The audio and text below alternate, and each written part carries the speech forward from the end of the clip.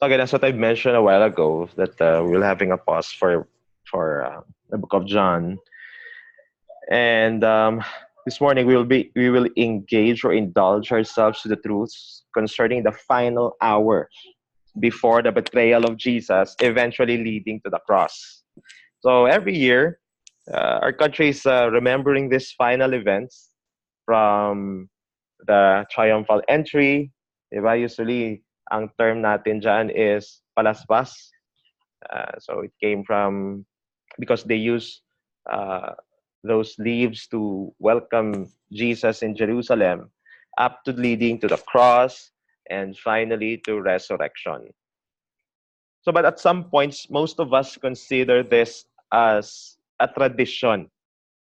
There's nothing wrong with that. But if it's a tradition only, without any impact on our spiritual condition, I think we need to look at it in a different perspective right now. So most of us look at this, we approach this superficially, that we neglect why these things happen in the first place. Tama? So instead of transformation, the story of the cross created some sort of mysticism which blasphemed the name of our Lord, instead of using those truths to reveal what is really in the hearts of men.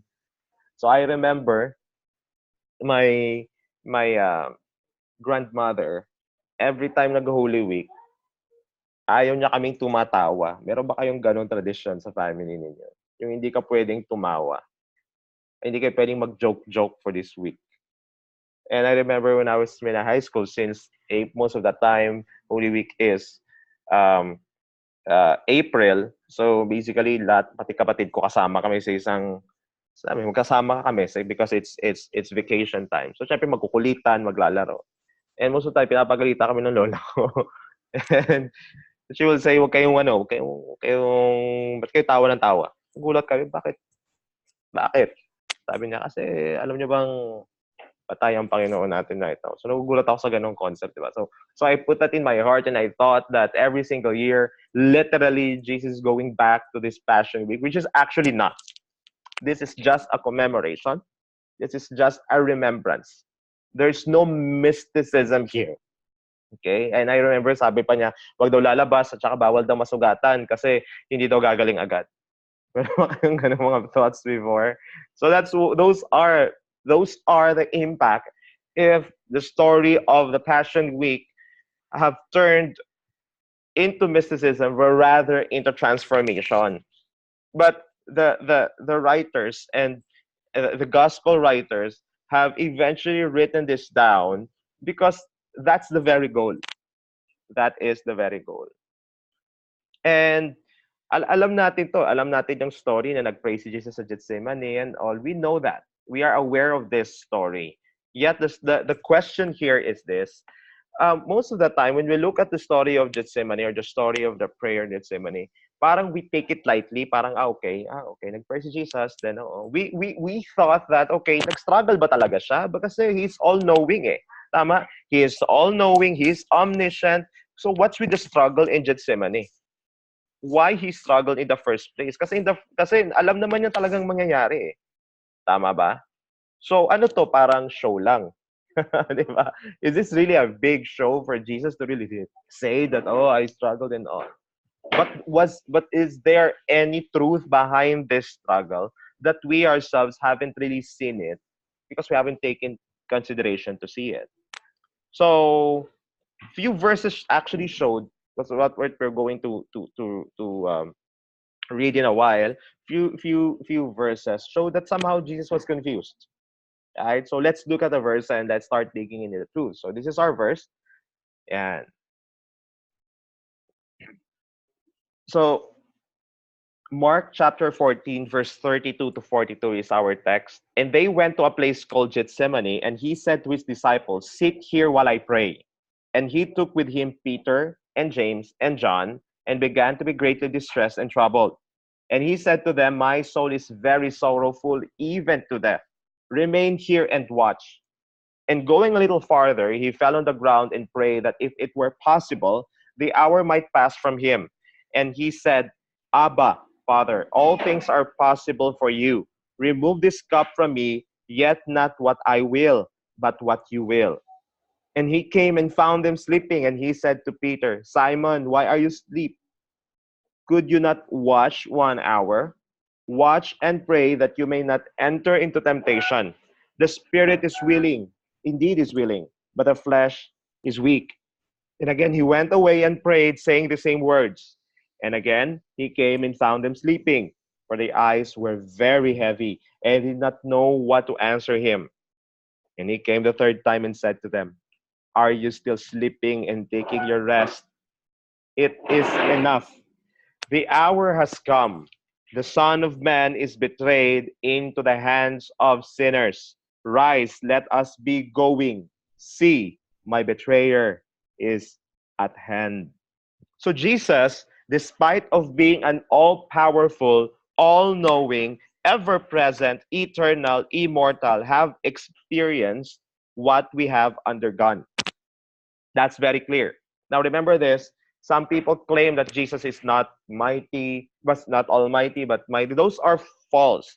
Jesus is 100% God, and Jesus is 100% man. In the first chapter of Gospel of John, it says, "And the Word became flesh and dwelt among us." Meaning to say, the God who created everything, who existed before time, space, and matter, existed in the form of man like us. He um, embraced the body of a human being. So at some point, lumabas si Jesus from heaven, and he dwelt here during the time of 33 years of his existence here in this world. I want you to understand that some of his attributes he voluntarily given up. He voluntarily given up. So he embraced that humanness 100%, but at the same time, he is 100% God. Right? So I want you to look at this. Um, in Hebrews chapter 4, verse 15, I want you to look at this. For we do not have a high priest who is unable to sympathize with our weaknesses, but one who in every respect has been tempted as we are, yet without sin. So, which meaning to say, uh, we can't say to Jesus na at some point that you can't just give us commands and that you follow you, do this and do that, because you don't experience what you have experienced. Actually, he experienced it. He personally experienced it. He empathized with our weakness. He saw the heartbreaking effect of fall. He saw the devastating impact of sin, sickness, pain, death, poverty, separation, abuse, all forms of evil. All forms of evil. That is why it is recorded that he grieved and wept. Alam niyo ba? Ito yan, no? In Luke chapter 19, verse 41 to 44. When he drew near and saw the city, he wept over it. He wept, umiyak siya. He cried over it, saying, Would that even you, had known on this day the things that make for peace. But now they are hidden from your eyes, for the days will come upon you when your enemies will set up a barricade around you and surround you and hem you in on every side and tear you down on the ground, you and your children within you. And they will not leave one stone upon another in you, because you did not know the time of your visitation. He wept over the unfaithfulness and the rejection of his chosen people, Israel. Kaya siya, kaya siya umiyak. In John chapter 11, verse 38 to 35, Jesus saw her weeping, and the Jews who had come with her also weeping. He was deeply moved in his spirit and greatly troubled. And he said, Where have you laid him? They said to him, Lord, come and see. Jesus wept. So this is this the event where he raised Lazarus from the grave. But before he raised Lazarus, he actually knew he could raise Lazarus because he's totally aware of his death. But at the same time, when he saw the pain of the people around him and the gruesome emotional impact and trauma of looking at people's death, he wept. He wept. So an all-knowing God who became man right now, as we are about to discuss, have seen and experienced all the pain, all the struggle, all those heartbreaking effect of sin into our lives. So therefore, three things I would like us to see. Three things as we discuss the Battle of Gethsemane. Um, I've entitled it the Battle of Gethsemane because this is actually a spiritual battle. There's no swords and clubs, but this is actually a spiritual battle. So there are three things I would like us to see. Number one, the unfathomable struggle. Number two is the unwavering supplication. And number three is the undeniable success. Let's discuss first. Number one is the unfathomable struggle. Let's look at this. And they went to a place called Gethsemane, and he said to his disciples, "Sit here while I pray." And he took with him Peter and James and John, and began to be greatly distressed and troubled. And he said to them, "My soul is very sorrowful, even to death. Remain here and watch." So Jesus, on his final hour before betrayal, decided to stay with the 11 on the garden outside the city. Okay, so basically they are not inside the city. The garden was actually outside. So it's kind of a place I'm going to discuss in a while. The city at that moment was crowded by thousands of people, more than the city could handle. So they went out because masyadong overcrowded yung city right now. So for a review, why? Because they are celebrating their annual celebration. They call it the Passover. The Passover. For review, the Passover is an annual Jewish celebration of Exodus. That's the second book of the Bible, next to Genesis, where God saved the Israelite from slavery. Right? So kung napanood yung Ten Commandments and Prince of Egypt, di ba? There are 10 plagues. They were slaved in Egypt for hundreds and hundreds of years. And here comes God sent Moses to them as they will go about to be saved. But Pharaoh refused to release the Jews and the Israelites. So what God did is through Moses, he sent 10 plagues, 10 plague. And the last plague was the death of the firstborn. Only those who has the blood of the lamb wiped under those doorposts will be spared by the angel of death. It was a symbol of a perfect sacrifice, which is the Lord Jesus Christ. So that's what they're celebrating. This is actually in Exodus chapter 12, verses 11 to 13. It says, "In this manner you shall eat it, with your belt fastened, your sandals on your feet, and your staff in your hand, and you shall eat it in haste. It is the Lord's Passover. For I will pass through the land of Egypt at night." That's why it's called Passover. Right? "And I will strike all the firstborn in the land of Egypt, both man and beast. And on all the gods of Egypt I will execute judgments. I am the Lord. The blood shall be a sign for you on the house where you are. And when I see the blood, I will pass over you, and no plague will befall you to destroy you when I strike the land of Egypt." So what they're doing is, merong blood ang lamb, they will kill a lamb, and then yung dugo doon, yun yung ilalagay nila doon sa harapan ng doorpost nila. So when the angel of death will pass through the city, lahat ng mga bahay na merong blood ng lamb will not be harmed. So that after this plague, Pharaoh decided to release all the Israelite outside of Egypt, and they commemorate that every single year. But on this moment, okay, um, there are thousands and thousands of Jews going to Jerusalem because that's the center of their religion. So they go there. Okay, they celebrate this, and the celebration runs, I think, for 1 week. It runs for 1 week. So just to give you an idea, okay, the garden has some space where people can rest at night. So somebody gave that to Jesus. So some unnamed follower of Jesus. So we have some people who really give their their their their part of their possession to Jesus while he was here. And isa dito, kaya lang hindi siya napangalanan. He was one of that. And he gave this place specifically for the disciples and for Jesus. And one of the thing is, it is not their first time to be in this garden. It is not on their first time. Why did I say it's not their first time? It's because paano malalaman ni Judas na nandun si Jesus? How will Judas know that Jesus was there and the disciples? Because it was him who sold Jesus and he brought with him thousands of 600 or thousands of people to arrest Jesus. Few minutes after this event. Few minutes after this event. So this is a frequent place for the disciples where they could get out of the business of the city. Okay? So, and medyo malawak na garden. It's not something na parang ano, kasi uh, he took Peter and James and John, but at the same time he prayed, I think in the next verses, he prayed a little bit farther than them. So meaning to say this is a big garden.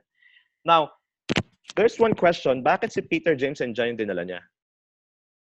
Why did he brought Peter, James, and John on the last and the final struggle that he will have? Ba't hindi dinala lahat? Well, number one, because we know that Peter was actually the leader of all the disciples, and James and John has a personal relationship with Jesus, I think, because basta sa tatlo sila, the three of them were actually most influential and the leader of the 12 disciples. Actually, 11 na lang sila because Judas is on his way to the Pharisees to betray Jesus. And he brought these three guys because he wanted them to learn the greatest lesson of their faith, which is sad to say, they failed. So they learned it in a hard way. Their prayerlessness brought an immense failure on their part. So I want you to imagine this is the event where Jesus revealed everything to them that I will die and people will persecute you. So this is not a not so good experience for them, I think. This is not something that they were excited about compared to when they entered Jerusalem with a triumphal entry. They were so distracted with the idea that they will be great, we will be together with the glory of Jesus, and here comes no glory, no greatness, and it was the opposite. The church leaders are finding Jesus to kill him, and here comes Jesus telling them that he's going to die. So this is some kind of a sorrowful moment for the disciples, especially for these three guys. And Jesus brought them there because Jesus wanted them to learn one of the greatest lessons about prayer, about they can't even succeed in overcoming temptation if they will depend on themselves and like this, and not to pray. And this is not a one-time learning or lesson from them. Kasi they asked Jesus before, so how shall we pray? Diba? Father in heaven, hallowed be thy name, thy kingdom come, thy will be done on earth as it is in heaven. Give us this day our daily bread. You see? But in Matthew 6:13, it says, and lead us not into temptation, but deliver us from evil. So their self-arrogance has caused them to panic and tremble in the midst of trial and temptation. And you know what happened after this, tama? What happened is Peter brought a sword because he wanted to stop the arrest of Jesus. Again, right? So, di ba, kinat niya yung tenga ng isa sa mga soldiers. Right? But after that, everyone ran. They ran for their lives. Let alone Jesus together with his people na nag-arrest sa kanya.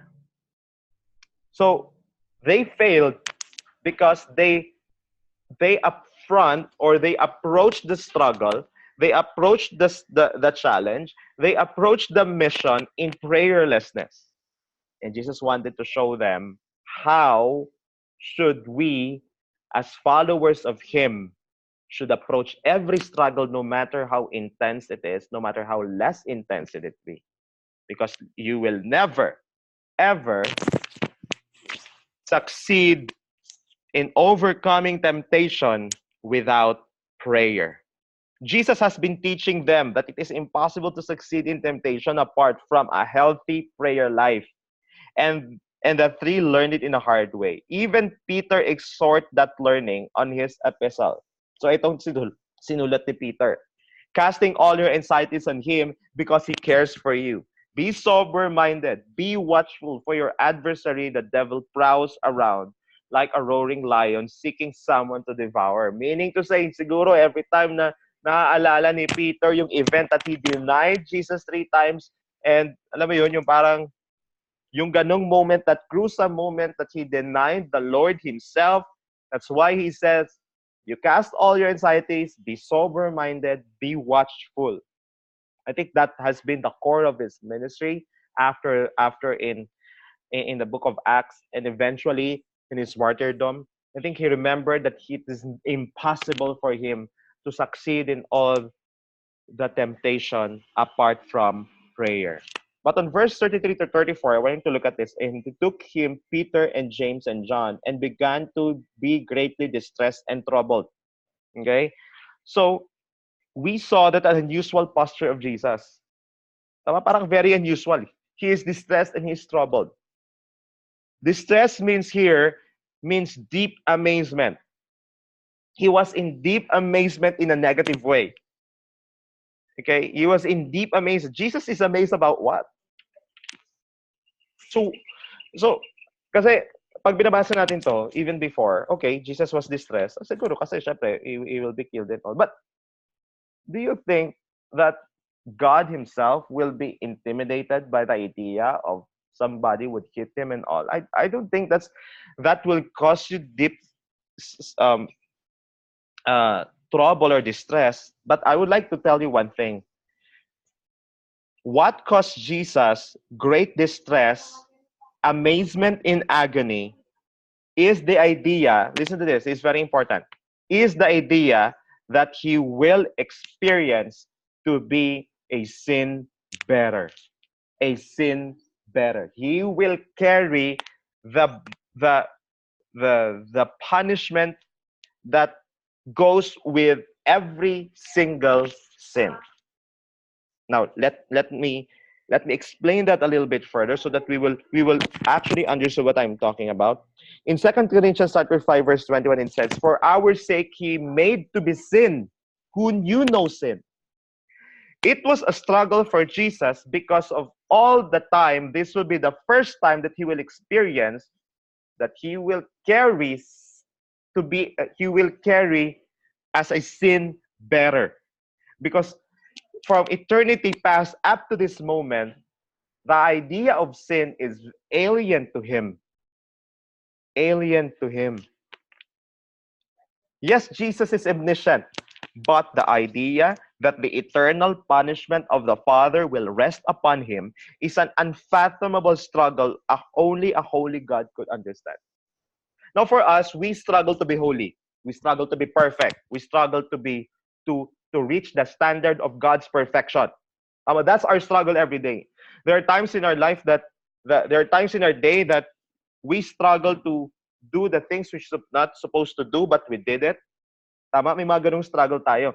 But Jesus is struggling in a different way. This is a holy struggle. This is not the struggle because he's been striving to be holy. The problem here is this. He is holy. He is only holy. And that's the only power that he knew.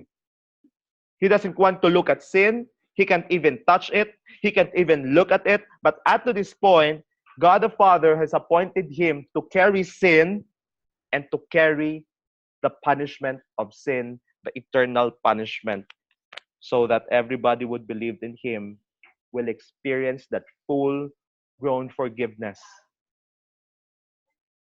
So his anguish was so great. I want you to look at this. His anguish was so great in Luke chapter 22, verse 44. Grabe yung stress niya. And being in agony, he prayed more earnestly. That I think, that verse I really love. He began in agony, he prayed more earnestly.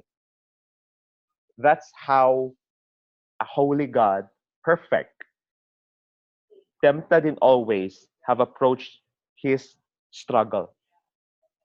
Why am I saying that? Because sa atin personally, if you're gonna look at it, every time, majority of us, every time that things are not going in a way we wanted it, di ba? May mga ganun ba kayo experiences?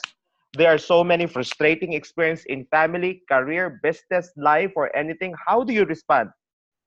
How do you respond? Do you respond prayer in earnest prayer, or do you respond rattling? You respond in panic, like how Peter, James, and John responded. But Jesus, you look at him, despite of the great trouble that he has, he prayed more earnestly.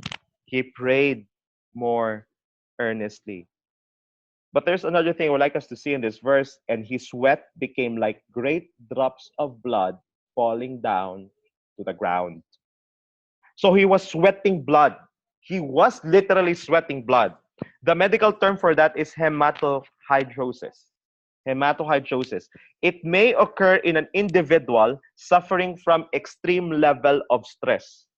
It's not only a small level of stress. It's not some sort of stress because pagod ka. It's not sort of stress because of pollution, radiation, or whatsoever, free radical. This is a stress that is so immense to the point that he was sweating blood.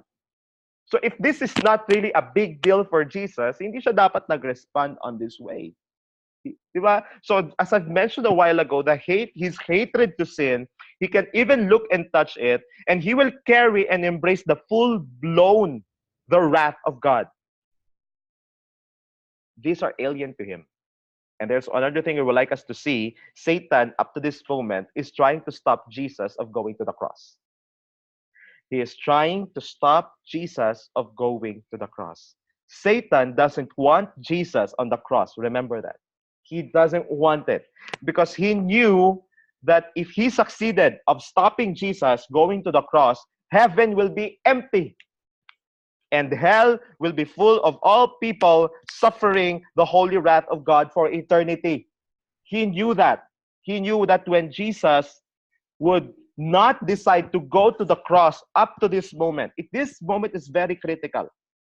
That if Jesus would decide not to go to the cross, nobody will be in heaven. Not a single one of us will be in heaven. No amount of prayer, no amount of going to church, no amount of doing good will bring us to heaven. That's why Satan has been stopping him. Even before he was stopping him, look at this. In Luke chapter 4, verse 5 to 8, this is an account where Jesus was tempted 40 days. You know that's right. And the devil took him up and showed him all the kingdoms of the world in one time, in a moment of time, and said to him, to you I will give all this authority and their glory, for it has been delivered to me, and I give it to whom I will. If you then worship me, it will all be yours. Why Satan is doing this? He is saying to Jesus, the cross is unnecessary. The cross is unnecessary. I will give the authority. They will glorify you. They will follow you if you then worship me. He is saying all these things. He's trying to stop Jesus from going to the cross. He's stopping Jesus from going to the cross. I want you to look at this in Matthew chapter 16. And from the time Jesus began to show his disciples that he must go to Jerusalem and suffer many things from the elders and chief priests and scribes and be killed on the third day, be raised. So this is something, I want you to imagine, this is something that has been the topic of Jesus. He is so patiently teaching his disciples, the apostles, this idea that he will be killed. And look at how Peter responded. And Peter took him aside and began to rebuke him, saying, far be it from you, Lord, this shall never happen to you. But he turned and said to Peter, get behind me, Satan, you are a hindrance to me, for you are not setting your mind on things of God, but on things of men. So even that part, Satan has been pushing and forcing Jesus not to be on the cross. And the last wave and the last opportunity for Satan is when Jesus is struggling in the Garden of Gethsemane. It was his last. So even Satan used Peter to distract him of his real mission. Satan, in his final attempt to try to persuade Jesus that the cross is unnecessary, but Jesus thrived more in prayer, pleading to the Father. Grabe, ang ganda ng part na yun, no? I really like that part where Satan has been pushing Jesus about it's unnecessary. You are holy. You don't supposed to carry sin. all these things. But Jesus prayed more earnestly. He prayed more earnestly. That was the struggle. That was a holy struggle that ako hindi ko ma-comprehend. Parang I just take it lightly. Ano ba? Hindi struggle si Jesus and all. But if you're gonna look at it in the perspective, why did he struggle?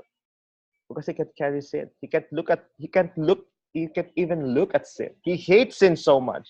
And right now he'll be a sin bearer. Not a sinner, but a sin bearer. A sin bearer.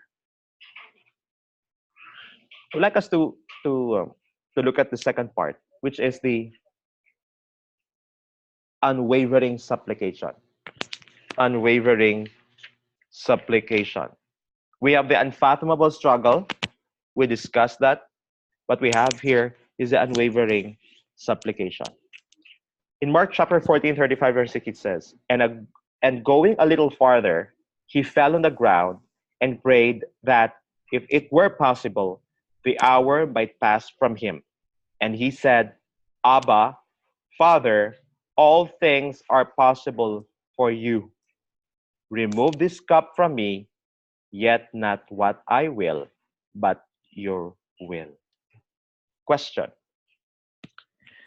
The idea that everything is possible for God. Tama, agree tayo dyan, tama? Nothing is impossible with God. Nothing. Nothing is impossible with God. Yes, theoretically. Theoretically. But, look at this. I want you to imagine. God cannot lie. God cannot break his promise because he is faithful. But on this moment, Jesus was pleading. He's saying, Abba, Father. That denotes an intimate, personal relationship with the Father. He said, if you could remove this, I know you could remove this from me. But the Father says, no, there's no other way. It's impossible. There's no other way. There's no other way for us to provide that salvation to people apart from the cross. That is why he said, yet not what I will, but what you will. But on verse 37 to 40, I want you to look at this. And he came and found them sleeping, and he said to Peter, Simon, are you asleep? Could you not watch 1 hour? Watch and pray that you may not enter into temptation. The spirit is indeed willing, but the flesh is weak. And again, he went away and prayed, saying the same words. And again, he came and found them sleeping, for their eyes were very heavy and didn't know what to answer him. I want you to imagine, these three disciples doesn't even know what's going on. And another thing is, of all na ni-reveal ni Jesus sa kanila, they were so distressed, they were so sorrowful. And most of the time, di ba, pag stress ka, anong ginagawa? Di ba tutulog ka? One of the best distressors is sleep. That's what exactly they did. But Jesus, despite of his struggle, imagine nyo, lakad si Jesus ng konti. He was pleading to God the Father, praying earnestly, pounding prayers to God the Father. But he would stop, despite of his struggle, he would go back to the disciples because he knew what's going to happen. He knew that if these people will never prepare themselves in a spiritual battle, they will fail. And that actually happened. But one thing that I love about Jesus is this. Despite of his personal struggle, he still looked at his disciples. He's still concerned of his disciples. He looked at their welfare and say, if you're not going to pray, you're going to fail. You will fail. And they kept on reminding them 3 times. Jesus would come and Jesus would go farther than to them. He would pray and plead. Tapos babalik siya. Kasi naalala niya yung disciples. And then they would remind them the first time, nakita niya tulog, babalik ulit siya doon, and he would plead again and pound prayers that he repeatedly do that for an hour. And we go back again and look at the disciples. You see the heart of Jesus. He was one of the great high priests. He is the great high priest. His immense struggle, he goes back and remind them to pray. He goes back and remind them to pray. Apart from prayerlessness, guys, apart from prayer, and prayerlessness will always lead us to failure, I'll tell you. There's so many struggle every single day of our life. Struggle of of inside, struggle from outside. If we lose track and not to pray, I'll tell you, we will fail over and over again like the disciples. But this one of the most powerful reminder that we have that in the midst of all this intensified struggle of Jesus, he didn't rattle, he didn't panic, he prayed. He prayed over and over again. Kasi hindi niya ma-reconcile yung idea eh. This is it. This is the moment. Lord, Abba, Father, is this really possible? Is this really the only way? But if you could remove this from me, that was their exchange of thoughts. This were the exchange of heart. But God the Father could not allow that. God the Father could not allow that. Otherwise, guys, no, until now, we will still be plunged into sin, and Satan will continue to control us and dominate us. But thanks be to God. Thanks be to God. And the last is the undeniable success. The undeniable success. Look at this. And he came the third time and said to them, are you still sleeping and taking for your rest? It is enough. Why did he say it is enough? He became successful. He became victorious on that struggle. He himself was totally sold out. I'm going to do this. No turning back. The hour has come. The Son of Man is betrayed into the hands of sinners. Rise, let us be going. See, my betrayer is at hand. He is looking at the garden, seeing hundreds and thousands of people coming with a torch, with swords and club. Bakit ganun karami? Akala ko nga ilan lang sila eh. But according to what I've read and what I've watched, it's actually 600 to I think 1,000 people that go with Jesus. That go with Judas. Why? Kasi, I want you to imagine, if the people in Jerusalem knew what this high priest is doing, there will be riot. There will be riot.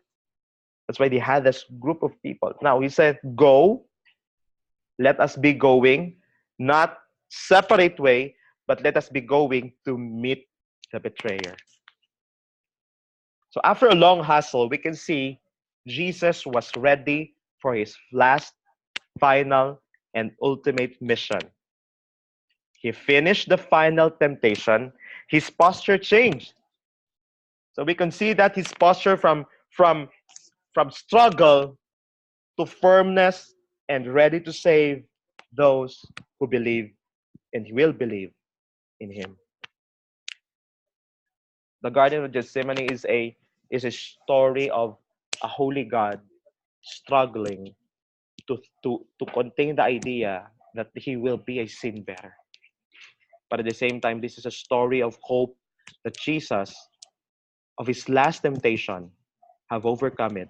That is why right now we enjoy such a marvelous salvation that if you are a Christian, you know what you're saved from. You know what you're saved from. You know that Jesus was a man of sorrow. He was he have undergone so many things nobody could ever fathom in a holy God's perspective. But praise be to God. And I remember people will be going to celebrate this in quite a weird way. Some of them will nail themselves on the cross. Some of them will do some weird stuff they thought they could do or replicate the same sacrifice of Jesus, which is a total blasphemy. And for me, I'm filled with joy to understand that I can't do anything apart from what Christ did on the cross for my salvation. That whoever believes in him will not perish but have an everlasting life. The only thing that Christ and God expects from us as we see the cross and as we see the, the ultimate sacrifice of Jesus is not to replicate that literally, like, diba? But rather to put our hearts to him and give our life to him and say, Lord, yes, my life is yours. My life is yours for your glory till you come back. till you come back. Let us pray. Father, maraming salamat for the story of Gethsemane. Thank you so much for for reminding us of the intensity of what Jesus have undergone. We might not understand that in a human level, but thank you, Lord, for recording that in your word. Maraming salamat for reminding us that we have to be joyful. We have to be grateful. This is not a tradition. This is not a story only. This is a story that demands transformation. The story that is that creates so much impact into those who will believe, that literally everyone who will believe will transform not only their life here on this earth, but their life in eternity, from condemnation to freedom in heaven. And may we remember this week, and may this message, uh, use this message to align our minds and our hearts towards that story that we'll be hearing and remembering the next coming days. Thank you for this Monday devotion. Maraming salamat for the people that you have brought here. I don't know, Lord, where they are coming from. I don't know what their struggle is. I don't know if they're confused with their relationship with you. But I pray personally that you use this mightily, this devotion, to talk to them, to strike their hearts, and to lead them into an intimate, deep relationship with you, which is the most important pursuit that one must have for your glory. In Christ's name, amen.